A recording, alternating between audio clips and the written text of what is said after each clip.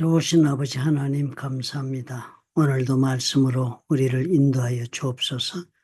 깨닫게 하시고 또 적용할 수 있도록 허락해 주셔서 변화가 넘치는 하루가 또 시작되게 축복해 주시옵소서. 예수님 이름으로 기도합니다. 아멘.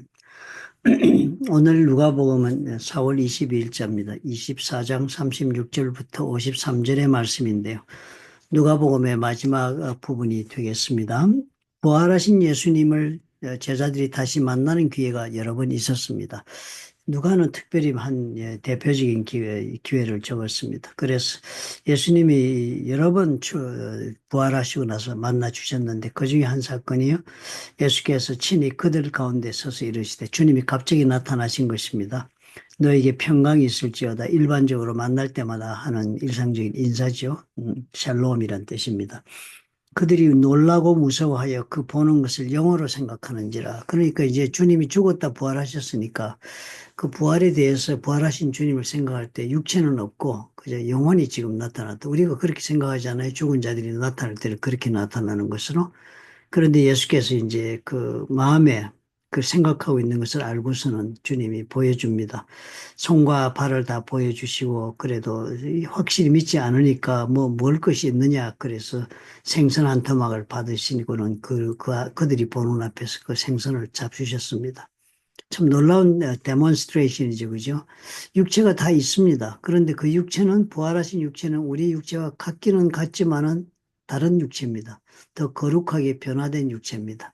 아마 이것이 상징적으로는 변화산에서 베드로와 야고보와 요한이 예수께서 모세와 엘리와 얘기하는 동안에 그 입고 있는 옷과 온몸이 그저 희한한 그 찬란한 빛으로 그렇게 변화된 그 모습, 변화산의 그 모습이 아마 이 부활의 모습이 아닌가 생각이 들어질 정도의 그런 모습으로 몸은 있는데 그 몸이 우리의 몸, 즉 3차원에 갇혀 있는 그런 제한적인 육체가 아니라 시공간을 초월하여 다니는 3차원을 초월하여 움직이시는 그런 몸을 보여주신 것입니다. 이 부활에 대해서는 사실 우리가 여기에서 한 가지 놀라운 단서를 얻을 수가 있습니다. 우리가 죽은 다음에 부활하면 어떤 몸으로 부활하는가? 완전한 몸을 가지셨지만 또 그 완전한 몸이 3차원의 육체의 제한을 받지 않는 그런 몸이라 하는 것을 우리가 볼 수 있겠습니다. 그런 부활의 몸을 직접 보여주시고 또 이 사람들로 하여금 그런 부활에 대해서 보게 해주시고는 그 다음에 예수께서 다시 성경을 들어 말씀을 하십니다. 모세의 율법과 선지자의 글과 시편에 나를 가리켜 기록된 모든 것이 이루어져야 하겠다. 즉 예수님께서 메시아로 오시고 십자가에 돌아가시고 다시 부활하시고 또 오실 것에 대한 모든 기록, 성경의 기록이 다 이루어져야 할 것이다. 즉 그렇게 이루어지도록 하나님이 지금 운행하고 계신다 하면서 자신에 대한 모든 것에 대한 지식적 그 대상으로서 이해할 수 있는 요건을 다 주었습니다.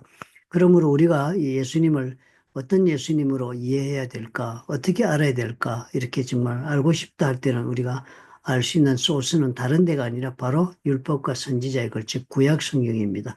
구약 성경의 글과 시편에 기록된 것을 우리가 읽고서 우리 예수님에 대한 그런 아는 일이 벌어지게 되겠습니다. 우리 예수님 아는 근본적인 그 소스가 그 근원이 바로 성경이 되어야 되겠다는 것을 예수님이 가르쳐 줍니다. 그런데 그 성경이 그냥 읽기만 해서 되는 것이 아니라 그 성경을 읽을 때 우리의 마음이 열려서 성경을 깨닫게 해주셨다 그랬으니까 성령께서 우리의 심령에 깨닫게 할 수 있도록 그런 우리의 영을 살려주셔서 영이 마땅히 그 눈이 열려서 그 성경의 말씀을 이해할 수 있는 차원으로 나아가야 하는데 그것은 일반적인 단계에서 일어나지 않죠. 성령이 임하셔야만 일어난다 그랬습니다. 그러니까 49절에 내가 내 아버지께서 약속하신 것을 너에게 보내리니 너희는 위로부터 능력으로 입혀질 때까지 이 성에 머물라. 사도행전의 글을 알면 이것이 분명히 이해되겠죠. 이 당시는 무슨 말인지 몰랐을 것입니다. 위로부터 능력으로 입혀질 때까지, 즉 위로부터 성령이 임하실 때까지 이 성에 머물러 있으라. 그렇게 하시고는 예수님께서 하늘로 올려 가셨다. 하는 이야기입니다. 예수께서 맨 마지막에 승천하신 내용을 압축적으로 설명하고 있습니다. 한 가지 우리 신앙에 대해서 깊은 것을 깨닫게 해주시네요. 부활의 몸은 우리가 이 땅의 이 몸을 다 그대로 가진 것 같지만 그것보다는 그 몸이 승화되고 거룩하게 변화된 부활의 육체가 따로 있습니다. 그죠? 3차원의 제한을 받지 않는. 그러니까 지금 우리가 생각하는 것과는 다른 차원의 그런 삶을 우리가 하나님께서 허락하신 부활의 삶입니다. 이 땅에서의 삶의 연속이 아닙니다.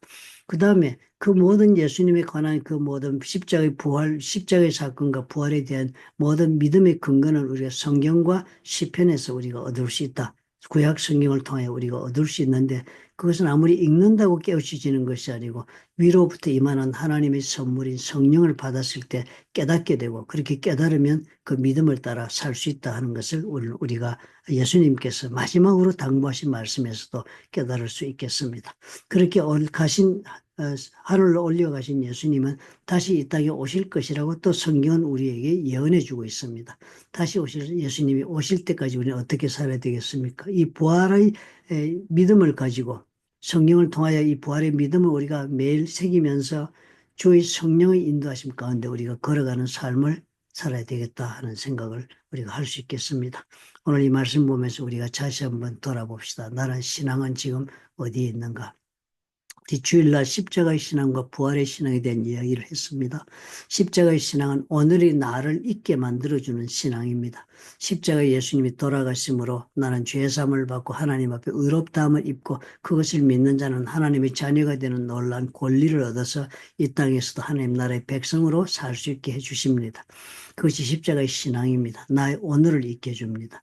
그런데 부활신앙은 그런 나의 오늘을 가지고 내가 살아나가는 내일의 믿음을 향하여 가져야 할 그런 믿음입니다. 부활의 신앙은 즉 하나님께서 나의 삶에 역사하시면서 내 인생에서 하나님의 뜻을 이루어 나가시는데 그 뜻을 이루어 나가는 모든 일의 견인체가 되는 것이 내 속에 내주하시는 성령의 말씀에 내가 순종할 때 일어나는 것이다. 그것이 부활의 신앙이라고 할 수 있겠습니다.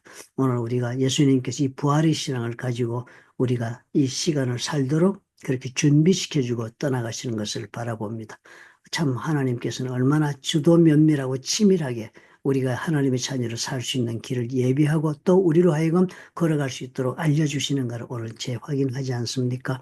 그럼에도 불구하고 우리가 확실한 믿음으로 나에게 받아들이지 않고 이 세상의 풍조에 흔들리며 산다면 참으로 애석한 일이 아니란가 그런 생각이 듭니다. 좋으신 아버지 하나님 감사합니다. 주님께서 우리 이런 부활의 신앙을 깨닫게 하시고 믿음으로 받아들여 성령의 충만함을 입어서 동행할 수 있도록 하시고 순종하여 주의 뜻이 나의 삶에 이루어지도록 하나님 허락해 주시옵소서. 우리 이 순종을 통하여 하나님 계획하신 바가 이루어질 때 주님께서 참으로 우리를 통하여 영광을 받으실 줄을 압니다. 감사하고 예수님 이름으로 기도합나이다. 아멘. 부활의 신앙이 없으면 주님께서 말씀하시는 그런 그리스도인의 삶을 살아내지 못할 것입니다. 죄는 용서받고 은혜를 입었으면서도 하나님의 뜻에 부합하지 못하는 그런 성도가 되고 마는 길은 바로 이 믿음이 없어서 그렇다.